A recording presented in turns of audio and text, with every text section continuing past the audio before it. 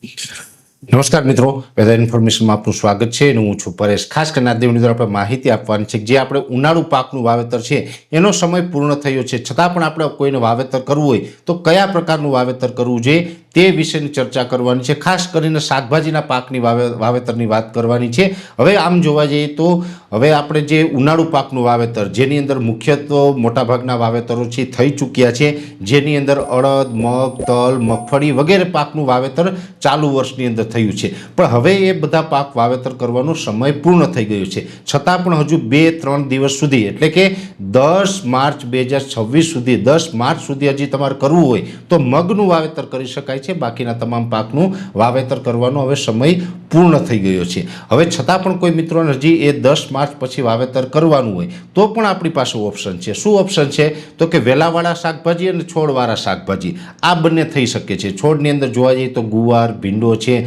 અથવા તો રીંગણી, મરચી છે, આવા પાકનું આપણે વાવેતર કરી શકીએ છીએ. વેલાવાળા શાકભાજીની અંદર ગલકા છે, તુરિયા, કારેલા, કંટોલા વગેરે પાકનું વાવેતર કરી શકીએ છીએ. હવે એની અંદર ખાસ કરીને જોવા જઈએ તો આપણા વિસ્તારોની અંદર અમુક વિસ્તારની અંદર કંટોલીનું વાવેતર થાય છે. જો કે કંટોલીનું વાવેતર છે ગુજરાતમાં સીમિત વિસ્તારમાં થાય, દક્ષિણ ગુજરાતના કોઈ વિસ્તારની અંદર થાય છે, સાથે સૌરાષ્ટ્રના જુનાગઢ જિલ્લા અને ગીર સોમનાથ જિલ્લાના અમુક તાલુકાની અંદર કંટોલીનું વાવેતર થાય છે.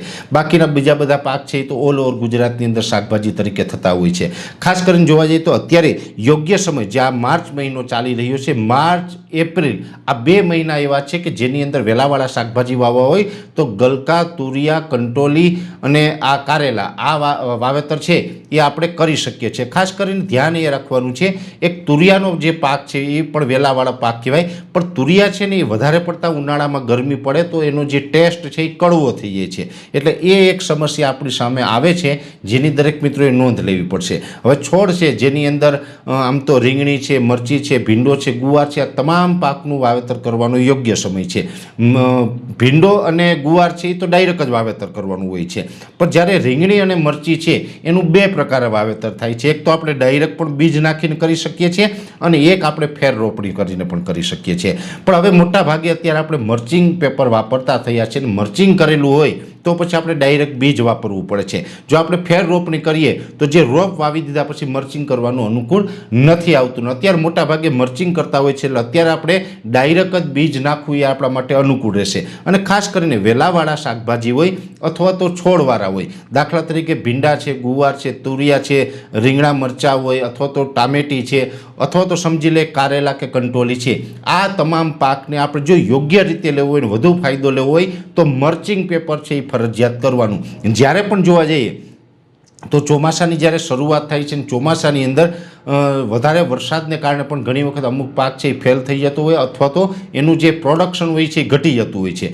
પણ જેની અંદર મર્ચિંગ પેપર વાપરેલું હશે એની અંદર પાક છે એમાં ઘણું બધું રક્ષણમાં છે, પાક ફેલ નથી થતો અને ઉત્પાદન ક્ષમતા છે એ પણ એમાં પહેલાં કરતાં વધારે આવે છે. એટલે મર્ચિંગ પેપર ખૂબ જરૂરી છે, વાપરવું જોઈએ. અને ખાસ કરીને હવે અત્યારે તો મોટાભાગના વિસ્તારોની અંદર મર્ચિંગ પેપર પણ ખેડૂતો વાપરતા થયા છે, ગ્રો કવર પણ વાપરતા થયા છે. અને આ પાક બધા એવા છે કે જેનું ઉત્પાદન છે એ ચોમાસાની શરૂઆતમાં આવે ને ત્યારે જો આપણે પ્રોડક્શન સારું મળીએ તો આપણે એકંદરે આવકની દ્રષ્ટિએ પણ સારું રહીએ છીએ. મોટા ભાગે આમ તો જોવા જઈએ તો 15 જૂન આસપાસ ચોમાસાની શરૂઆત થાય ત્યાંથી લઈને 15 જુલાઈ એટલે કે 15 જૂનથી 15 જુલાઈનો સમય હોય છે. 1 મહિનાનો સમય એવો હોય છે કે ત્યારે વરસાદને કારણે મોટા ભાગે પ્રોડક્શન ઘટી જતું હોય છે. એ ટાઈમે જો આપણે સારું એવું ઉત્પાદન લઈએ તો શાકભાજીની અંદર સારામાં સારા પૈસા છે આપણે કમાઈ શકીએ છીએ. અને એના માટે થઈને આ જે મેં તમને જેટલા પાક જણાવ્યા છે એ તમામ પાક એવા છે જે અત્યારે વાવી શકાય છે અને એનું ઉત્પાદન જો મર્ચિંગ પેપર વાપરેલું હશે ને યોગ્ય આપણે ટ્રીટમેન્ટ કરેલી હશે તો આપણે જૂન અને જુલાઈ દરમિયાન એનું પણ સારું એવું ઉત્પાદન મળે અને એ સમયે આપણે આ તમામ શાકભાજીના ભાવ પણ સારા મળી શકે છે. એટલે અત્યારે આપણે માર્ચ અથવા તો એપ્રિલ મહિનાની અંદર જો કોઈ શાકભાજીનું વાવેતર કરવા માગતા હોય તો આ તમામ મેં જે નામ જણાવ્યા છે એ તમામ પ્રકારના શાકભાજીનું વાવેતર કરી શકે છે.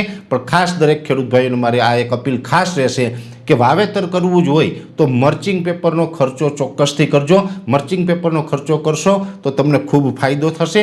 મર્ચિંગ પેપર વાપરવાનું હોય તો કોઈ સારી કંપનીનું વાપરવાનું, લોકલ નહીં. અને મર્ચિંગ પેપરની વિશે પણ આમ તો એક આખી દુનિયા અલગ છે. મર્ચિંગ પેપર વિશે પણ આપણે આવનારા દિવસની અંદર એક વિડીયો મૂકીને મર્ચિંગ પેપર વિશેની ખાસ માહિતી આપશું. પણ અત્યારે આપણે ખાલી એટલું જ કહેવાનું છે, આ તમામ શાકભાજી વાવેતર કરી શકાય છે, એ આપણા માટે ખૂબ યોગ્ય છે. અને મર્ચિંગ પેપર વાપરી અને આ શાકભાજીનું વાવેતર કરવું એવો મારો આગ્રહ રહેશે. વિશેષ માહિતી છે નેક્સ્ટ વિડીયોમાં આપવામાં આવશે.